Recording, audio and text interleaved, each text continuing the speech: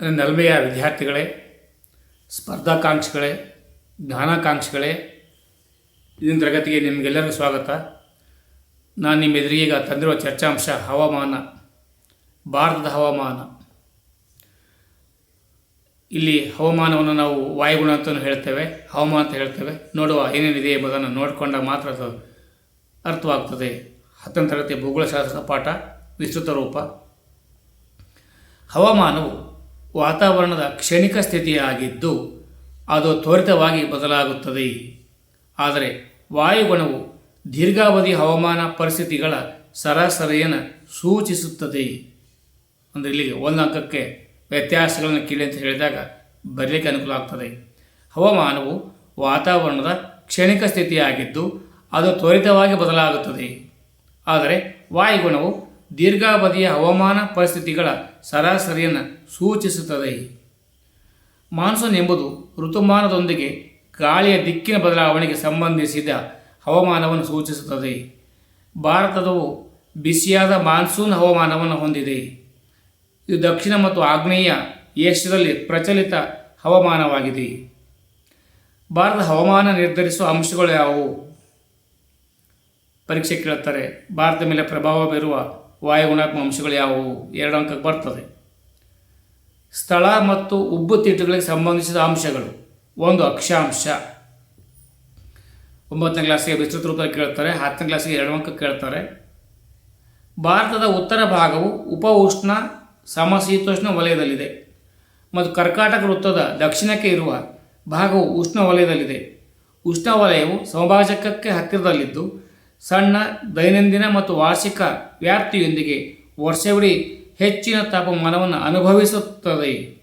ಸಮಭಾಜಕದಿಂದ ದೂರದಲ್ಲಿರುವ ಕರ್ಕಾಟಕ ಸಂಕ್ರಾಂತಿ ವೃತ್ತದ ಉತ್ತರದ ಪ್ರದೇಶವು ಹೆಚ್ಚಿನ ದೈನಂದಿನ ಮತ್ತು ವಾರ್ಷಿಕ ತಾಪಮಾನದ ತೀವ್ರತೆಯ ಹವಾಮಾನವನ್ನು ಅನುಭವಿಸುತ್ತದೆ. 2ನೇ ಅಂಶ ಪ್ರಭಾವ ಇರುವಂಥದ್ದು ಹಿಮಾಲಯ ಪರ್ವತಗಳು. ಉತ್ತರದಲ್ಲಿರುವ ಹಿಮಾಲಯಗಳು ತಮ್ಮ ವಿಸ್ತರಣೆಗಳೊಂದಿಗೆ ಪರಿಣಾಮಕಾರಿ ಹವಾಮಾನ ವಿಭಜನೆಯಾಗಿ ಕಾರ್ಯನಿರ್ವಹಿಸುತ್ತವೆ. ಎತ್ತರದ ಪರ್ವತ ಶ್ರೇಣಿಯು ಉಪಖಂಡವನ್ನು ಉತ್ತರದ ಶೀತ ಗಾಳಿಯಿಂದ ರಕ್ಷಿಸಲು ಅಜೇಯ ಗುರಾಣಿಯನ್ನು ಒದಗಿಸುತ್ತವೆ. ಹಿಮಾಲಯವು ಮಾನ್ಸೂನ್ ಮಾರುತಗಳನ್ನು ಸಹ ಅಡ್ಡಗಟ್ಟಿ ಉಪಖಂಡಗಳಿಗೆ ತಮ್ಮ ತೇವಾಂಶವನ್ನು ಚೆಲ್ಲುವಂತೆ ಒತ್ತಡ ಹೇರುತ್ತವೆ. ಭೂಮಿ ಮತ್ತು ನೀರಿನ ವಿವರಣೆ.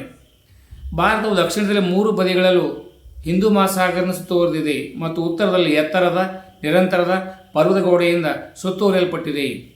ಭೂಪ್ರದೇಶಕ್ಕೆ ಹೋಲಿಸಿದರೆ ನೀರು ನಿಧಾನವಾಗಿ ಬಿಸಿಯಾಗುತ್ತದೆ ಅಥವಾ ತಣ್ಣಗಾಗುತ್ತದೆ.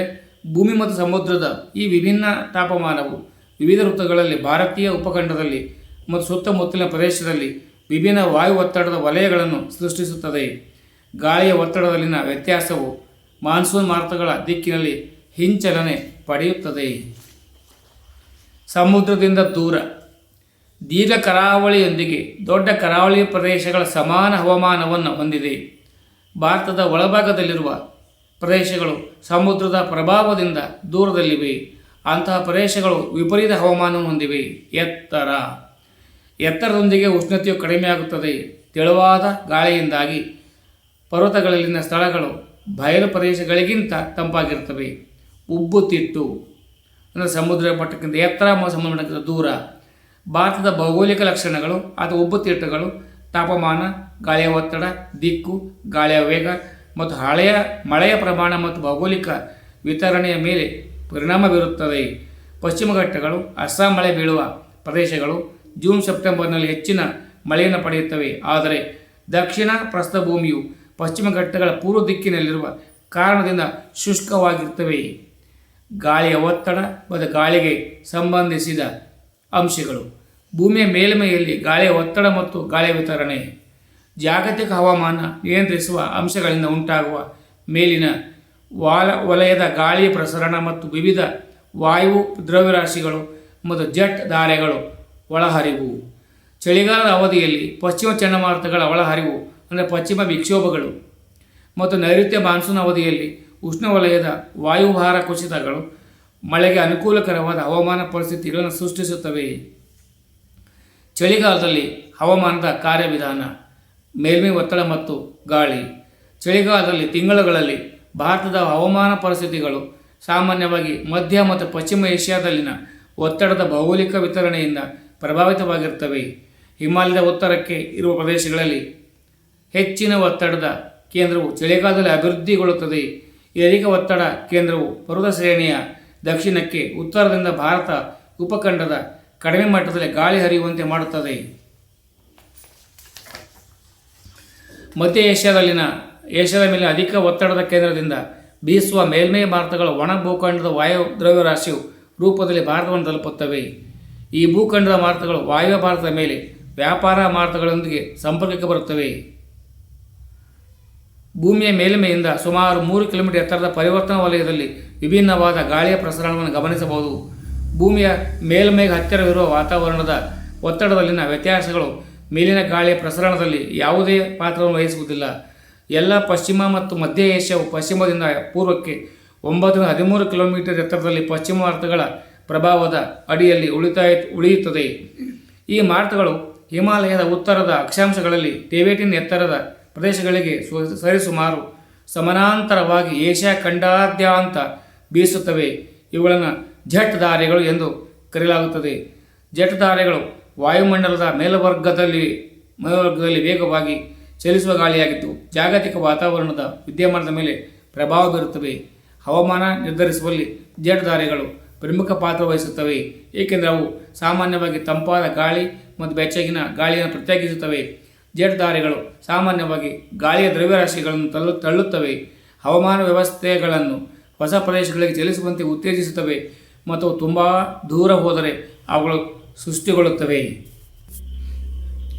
ಹವಾಮಾನ ಶಾಸ್ತ್ರಜ್ಞರು ಹೇಳುವಂತೆ ಜೆಟ್ ಧಾರೆಗಳಲ್ಲಿನ ಬದಲಾವಣೆಗಳು ಜಾಗತಿಕ ತಾಪಮಾನದ ಏರಿಕೆಗೆ, ವಿಶೇಷವಾಗಿ ಧ್ರುವ ಜೆಟ್ ಧಾರೆಗಳೊಂದಿಗೆ ನಿಕಟ ಸಂಬಂಧ ಹೊಂದಿವೆ, ಏಕೆಂದರೆ ಉತ್ತರ ದಕ್ಷಿಣ ಧ್ರುವಗಳು ಭೂಮಂಡಲದ ಉಳಿದ ಭಾಗಗಳಿಗಿಂತ ವೇಗವಾಗಿ ಬೆಚ್ಚಗಾಗುತ್ತವೆ ಎಂಬುದಕ್ಕೆ ಹೆಚ್ಚಿನ ಪುರಾವೆಗಳಿವೆ. ಜೆಟ್ ಧಾರೆಗಳು ಬೆಚ್ಚಗಿರುವಾಗ ಅವುಗಳ ಏರಿಳಿತಗಳು ಹೆಚ್ಚು ತೀವ್ರತರವಾಗಿರುತ್ತವೆ.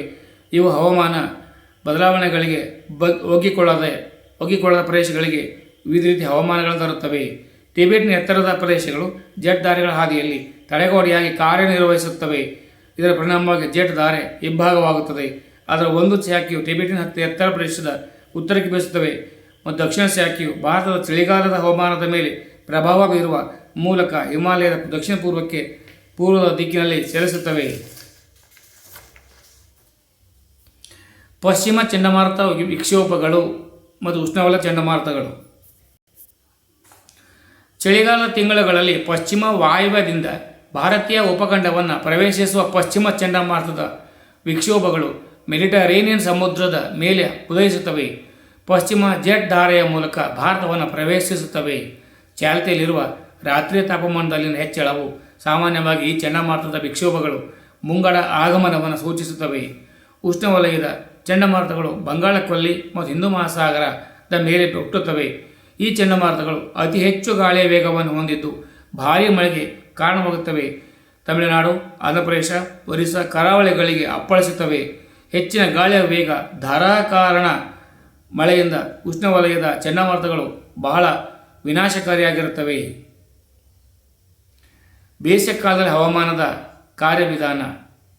ಬೇಸಿಗೆ ಆಗಮಿಸಿದಂತೆ ಸೂರ್ಯನ ಉತ್ತರದ ಕಡೆಗೆ ಚಲಿಸಿದಂತೆ ಉಪಖಂಡದ ಮೇಲಿನ ಗಾಳಿಯ ಪರಿಚಲನೆಯು ಕೆಳ ಮತ್ತು ಮೇಲಿನ ಹಂತಗಳಲ್ಲಿ ಸಂಪೂರ್ಣ ಹಿಂಚಲನೆಗೆ ಒಳಗಾಗುತ್ತವೆ. ಜುಲೈ ಮಧ್ಯದ ವೇಳೆಗೆ ಮೇಲ್ಮೈಗೆ ಸಮೀಪವಿರುವ ಕಡಿಮೆ ಒತ್ತಡದ ಪ್ರದೇಶವು ಅಂತರ ಉಷ್ಣವಲಯ ಅಭಿಸರಣ ವಲಯ ಇಂಟರ್ ಟ್ರಾಪಿಕಲ್ ಕನ್ವರ್ಜೆನ್ಸ್ ಝೋನ್ ಅಂತ ಕರೀತೇವೆ, ITCZ, ಉತ್ತರದ ಕಡೆಗೆ ಚಲಿಸುತ್ತದೆ. ಈ ಹೊತ್ತಿಗೆ ಪಶ್ಚಿಮ ಜೆಟ್ ಧಾರೆ ಭಾರತದ ಭೂಪ್ರದೇಶದಿಂದ ಹಿಂದಿರುತ್ತವೆ. ಕಡಿಮೆ ಒತ್ತಡ ವಲಯವಾಗಿದ್ದು ವಿವಿಧ ದಿಕ್ಕುಗಳಿಂದ ಗಾಳಿಯ ಒಳಹರಿವನ್ನು ಆಕರ್ಷಿಸುತ್ತವೆ. ದಕ್ಷಿಣ ಗೋಳಾರ್ಧದಿಂದ ಸಮುದ್ರದ ಉಷ್ಣವಲಯದ ವಾಯುವ್ಯ ದ್ರವ್ಯರಾಶಿ ಸ್ವಾಭಾವಿಕವನ್ನು ದಾಟಿದ ನಂತರ ಸಾಮಾನ್ಯ ನೈಋತ್ಯ ದಿಕ್ಕಿನಲ್ಲಿ ಕಡಿಮೆ ಒತ್ತಡದ ಪ್ರದೇಶಕ್ಕೆ ಧಾವಿಸುತ್ತದೆ. ನೈಋತ್ಯ ಮಾನ್ಸೂನ್ ಎಂದು ಜನಪ್ರಿಯವಾಗಿ ಕರೆಯಲ್ಪಡುವ ಭಾರತವು ಈ ಆರ್ದ್ರ ಗಾಳಿಯು ಪ್ರಭಾವವಾಗಿದೆ.